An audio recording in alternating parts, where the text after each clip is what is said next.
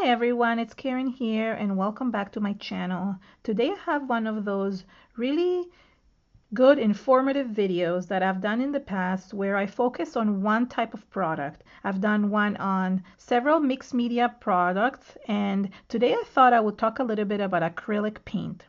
And I basically went around my room, my studio, and I took out a lot of different types of acrylic paints, and I want to talk specifically about them and the different types, but mostly I want to give you a lot of tips, techniques on what to do before you get started. If you actually want to get started in using acrylic paints, I want to give you lots of tips and techniques. But first I want to talk about these products that I have in front of me. First I want to talk about what acrylic paint is.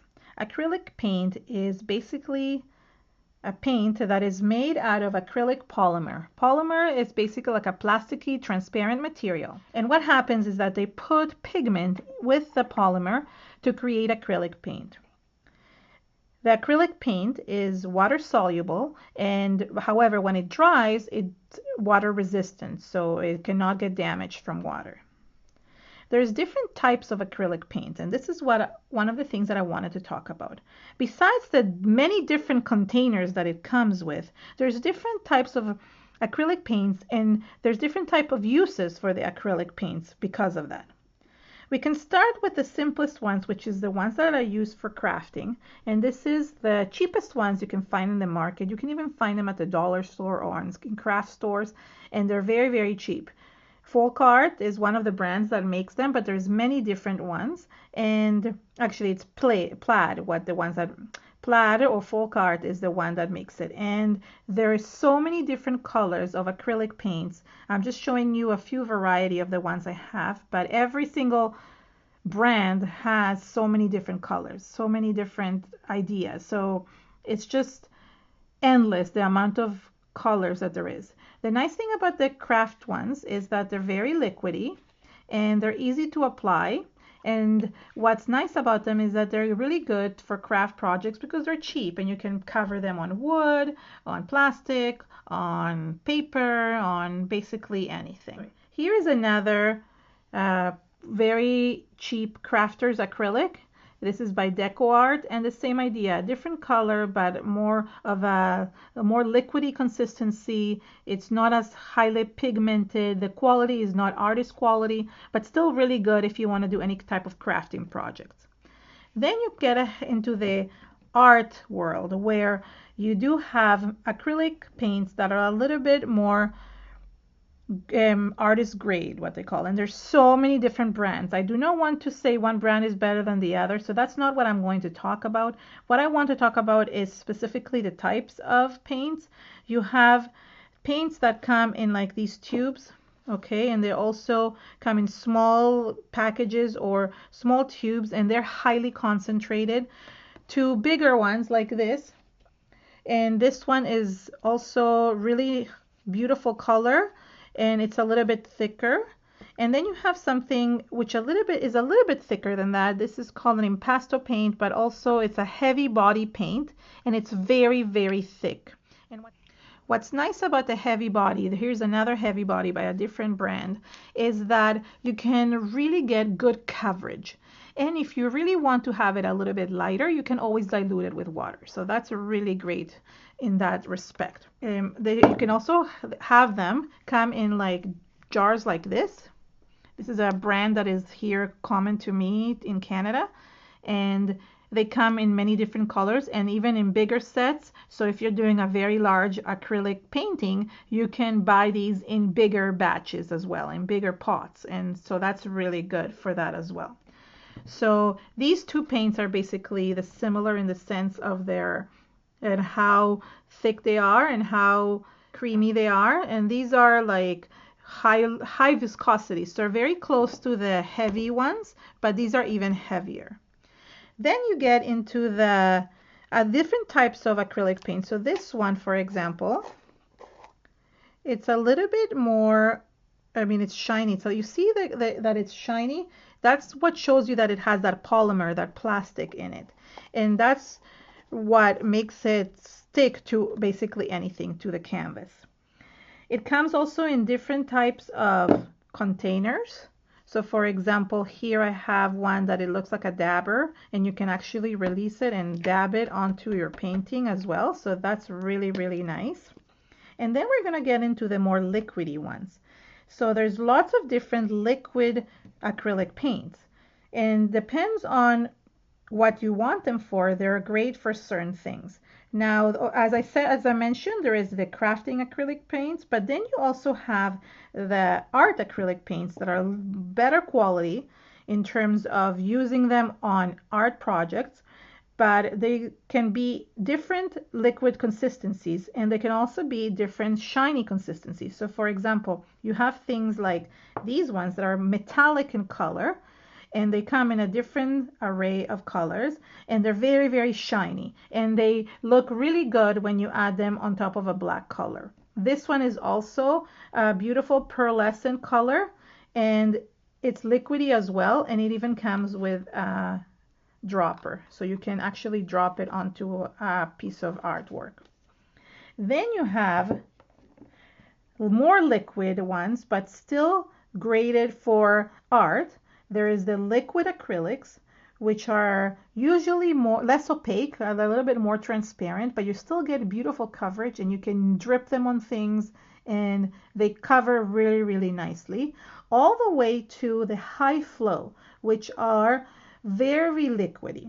And these people use specifically, besides the adding to paintings, you can also use them to do spraying. So people that do art spray or that spray canvases, this is what they would be using. They would be mixing it with a different medium and making it spray.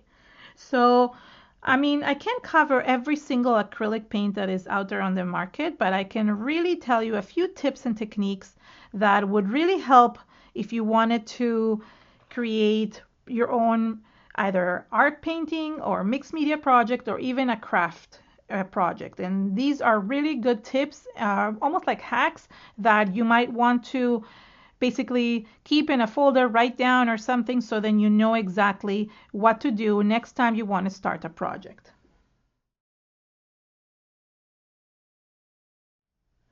Tip number one, and I do want to say that I am not at all an expert in this. I'm only teaching you what I've learned so far over the years where I've been doing art. So I just want to say that I'm not an expert, but I do want to share all my knowledge with you because I really find that it's really helpful for beginners to have information and not go through the struggles that some of us have to go through when we were starting out. So I really want to share as much as I can with you today.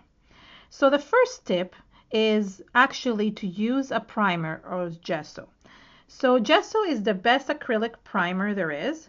The same way that we use acrylic on the walls to paint the walls, we do need a primer behind it. It's the same way. That way you have an even coat to put your paint on. Gesso, it comes in 3 different colors. Well, it actually comes in many other colors, but the 3 main colors are black, white, and clear. White is basically the most common one. And again, it has that same polymer feel, that same plasticky feel. And what you do is you actually use this as a primer underneath paint. So for example, a lot of the canvases that you see on the market are white. The reason why they're white is because they've already been treated with white gesso. However, I like to put white gesso on the canvases even if they've been treated already. Usually canvas color is like a beigey brown. So the fact that they're white, you know they've had a coat of gesso. White gesso is perfect when you're going to do any type of acrylic paint. You can also use clear gesso, and this is just one of the brands that exists, but you can buy them in so many different brands in any art store. And I'll list some of the links to different art stores underneath, so you can definitely search for different white or clear or black gessos. So gesso is really great as a primer, but I have actually a really good video, and I specifically talk everything about gesso, and I will link that right here above and also in the description area, so you can actually go to that video afterwards and get explanation on all the many different uses that gesso works. One of the things that is really good with the black gesso is that it's great to use on metallic paints, because if you put a black gesso coat underneath, you end up with a beautiful, bright metallic color. This is the best thing to put a very nice coat underneath, and it's a great tip, one of the most important ones when you're using acrylic paints. Tip number 2 is to have water handy. Acrylic paint is water soluble. That means that you can mix it with water and increase the flow of the acrylic paint. It thins out the acrylic paint. So if, let's say, you take something that is very thick, the paint has maybe dried out a little bit, or it comes in that very thick paint that I had told you, the heavy body, you could add a little bit of water, whether it has with a spray bottle, which I always have handy.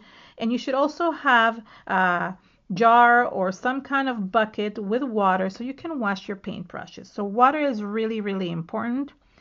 And it's really great because you can do so many different things. You can actually dilute the acrylic paint to almost make it look like watercolor. It won't give you the same effects of watercolor, but you can make it so liquidy that it will become like a watercolor. So the second tip is to always have water handy. Another great tip is to follow color wheel theories. And you don't have to be exact on this, but you do need to have a little bit of knowledge of this type of theories where things complement each other, or colors that do not go well with each other.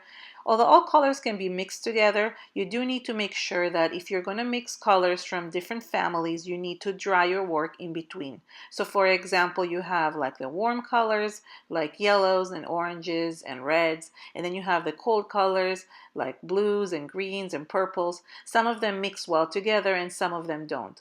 So having a color wheel handy on top of your working space, just to kind of get that sense of what goes with what, eventually you'll learn it on your own and you won't have to refer to it anymore. And you can print a color wheel right away from the internet and paste it in front of you so you can actually see all the colors and what goes with what.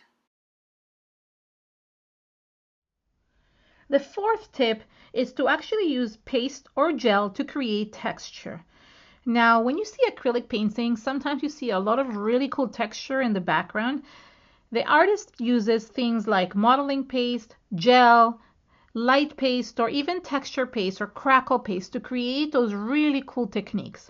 Now, I had a video where I did a whole video specifically about paste, and then another one just specifically about gel. So I'm not going to get into all the tips and techniques that you can do with these products, and this is only one brand of these products. I do tend to work a lot with a specific brand, but you can buy any different type of brands and test the products and see if you like them. So sometimes also the products come in smaller containers, things like this. So for example, you could test it easier and see if you like the product, because different companies have different products and different textures to their products. So a really good way of creating amazing texture in your background and then painting it with the acrylic paints is to add any of these textures underneath. You can always add them on top of as well, but these are like basically white in color, so it's nice if you want something to be a specific color like red or white, or red or blue or green, you paint it on top. Acrylic paint will take to these really well because they're supposed to be worked with acrylic paint. They are specifically polymer base, so they're perfect for that, and you can apply them with any type of tool, such as like a palette knife or a silicone brush, so anything works. And even if you want with a paintbrush, although it could really dry up your paintbrush, so I wouldn't recommend that. Tip number 5 is to use paintbrushes that are specific for acrylic paints. There's so many different types of paintbrushes. When you walk into a art store, you kind of get lost in everything. Now, if you're going to use some of the craft paints, the ones that are good for crafting and for painting wood and smaller things, then you can use any type of paintbrush. Even the dollar store paintbrushes are great. However, if you want to use them for acrylic paints, for canvases, mixed media, or any type of art, you want to use acrylic paintbrushes that are specific just for acrylic. There's different types of paintbrushes and they're made out of different consistencies, and I'm not going to talk about that because I'm not an expert on paintbrushes. But what is nice about it is that some of them are really good, let's say for watercolors, and they're made specifically to use for watercolors, and other ones are made to use specifically with oils. And then there's the ones for acrylic paints. Now, there are paintbrushes that can be used for both depending on what they're made out of, but make sure that when you're buying paintbrushes that they do say that they're perfect for acrylic paints. That's the most important thing. That way they will be more smooth and you can get different sizes, shapes, and also lengths, but the consistency of the brush should be really good for acrylic paints.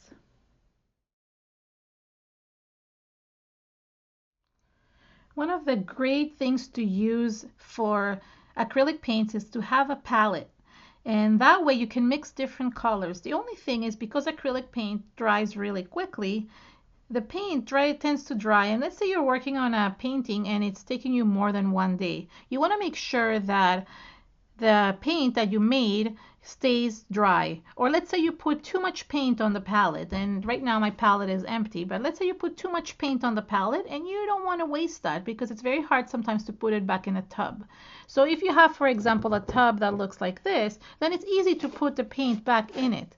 Or if it's something like this, right? But if you have a paint tub that looks like this, I mean, this is not acrylic paint, but if it has like this, I can't put the paint back in it, so you end up keeping it on the palette. So a really good tip, if you don't have a palette that closes and that actually seals and keeps everything inside, you can use saran wrap or plastic wrap, and that way you can cover it all up and give it a few layers, and that way you can keep that acrylic paint from drying. It keeps moist. And a good tip to do is before you actually close it with saran wrap, take your water bottle and spray the paints a little bit to keep them moist, and then wrap it all in saran. It's a really good tip to do. That way you keep everything fresh. Another thing you can do with a saran besides the palette is that you can take any of your mediums and actually put saran wrap right in between this and the lid. That way you avoid two things. First, you make sure that the inside doesn't dry, but you also help yourself when you need to open this again. It won't stick to the lid. Sometimes acrylic paint, because it's almost like a plasticky material, tends to stick to the lid, and then when you're trying to open it, it's really, really hard. So saran wrap solves that problem. So it's a really great tip. I love that hack most of everything, and somebody taught it to me many years ago, where saran wrap was really my favorite thing because I used to cover all my paints with it, and that way they would stay fresh and not dry up. Another great tip is that you can easily blend acrylic paints. You can go from one shade to the other and blend them together. However, you do have to stay within the color wheel and stay within the same type of colors. So warm colors like you see here, like yellows, oranges, and reds, stay with the same family. And then you can do blues and greens on the other side. If you want to mix the two, I suggest that you dry the actual canvas or the project that you're working on. And this is just one of my projects that I've done in the past, and I just wanted to show you how easily to blend one with the other. And here's another project using the heavy body paints, and this is what I mean where they combine really nicely together. All you have to do is just use a paintbrush to blend them. You can blend them even on the actual project, on a canvas or on an art journal, or you can do it on your mat or on a palette beside you. And if, for example, the paint is too thick and not blending easily, all you do is just add a little bit of water and it's perfect, and you can just blend everything together. A really great tip is to use acrylic-based markers to create outlines and to paint inside small areas. There's different brands that make these markers, and they're just amazing. You have to make sure that you get the water-based ones and not the oil-based. Obviously, the oil-based ones are for oil paintings, and the water-based ones are for acrylic painting, and they draw and paint they can paint beautifully on top of acrylic paint. So let's say you're outlining something or you want to create a face or something that is very delicate and it's hard to do with a paintbrush. You can use acrylic markers and really define everything really, really well. So that's a great tip, and I love acrylic markers, and I'll list some of them below, the ones that are my favorite, like the Posca and the Sharpies, but I also love the Molotov as well.